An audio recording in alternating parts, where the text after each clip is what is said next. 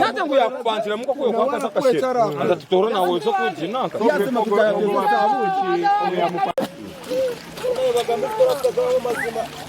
bazimana rutora garamo gakanye muno yabe bitini kurajya kuriya abantu bakabegura amazo batukabasubira Mbarara bamuwankaye ejingutane yo wabo no wabushule baramweta no musasi ni kwenda ulira nginde kinega kinji agoshe ngo jingutwe abantu ba Kanungu barabara jingutwe mogwe ebikeshwe ebimurajya Kabale gena birogankai Kanungu zakawanda sirogankai tikonangu banugo kumpa gena jikore shitwempo ejingutwe batero rutundo gwa igurwe jirachi bujangu wena bere mu mbera zeye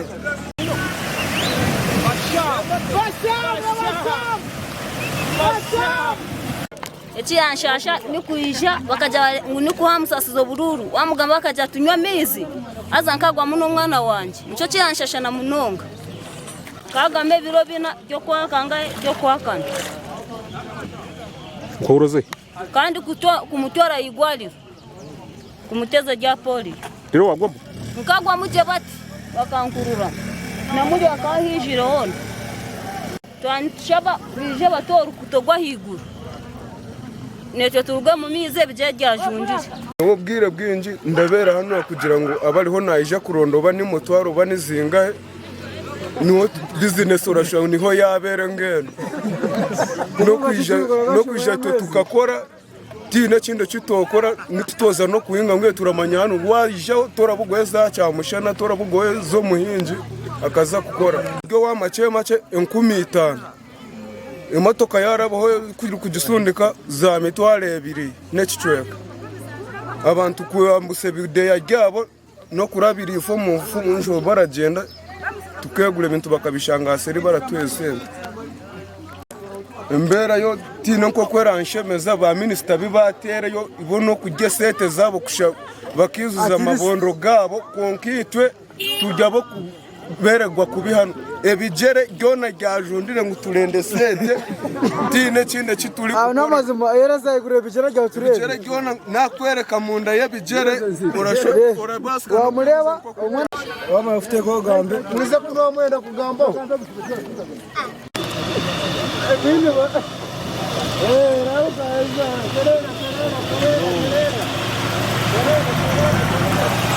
Amasa kapani kafeko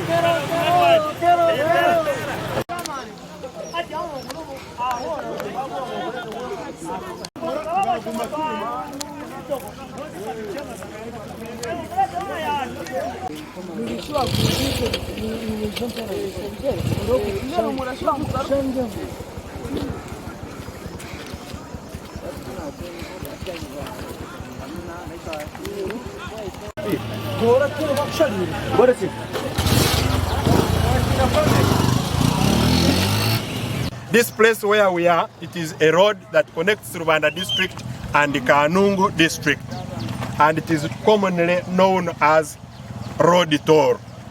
This place is flooded, water cannot move, and it has been stagnant for the last 4 months. Since it started raining, it has been like this.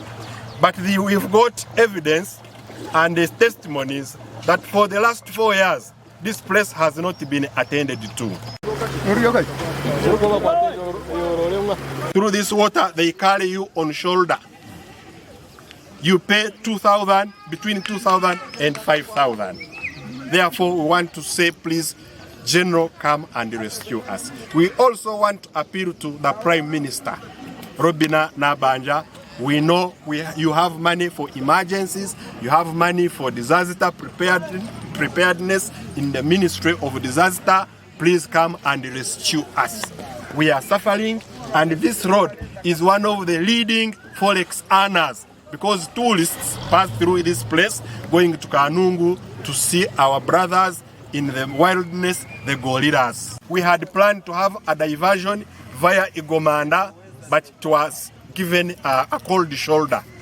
To appeal to Minister General Katumba Wamala, the Minister of Works, to come and attend to this problem.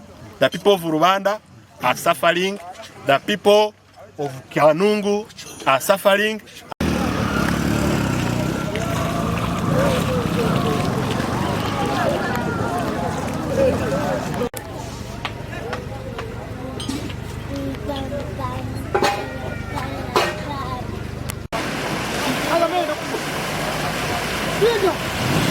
And Your Excellency, the President of the Republic of Uganda, you know that the people of Rubanda, they love you so much. Kindly direct that we need to be helped. This road is in their state. The people of Rubanda are good voters, and we are ready to support you in the forthcoming election, but we need your aid. Thank you so much.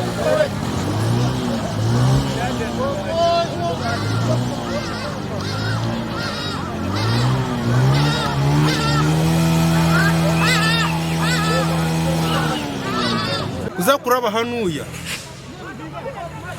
no kusindika cyona mazina cyo tarabasika kuraba mu mujyagameze kujogwale bijere ndakuteka mu mabega nkwihe 15 ningo mu cyaro emotoka turasindikire mu cyaro 2 obupiki nabwene 15 mu cyaro ubusasi twine byinji turenda kuronda MP orasika kutukolera ebyantuma ndawuce ebyatukolere ni gwo rukutogo wabo konka taraturahukirire nkizina geye umurimo gwa muremire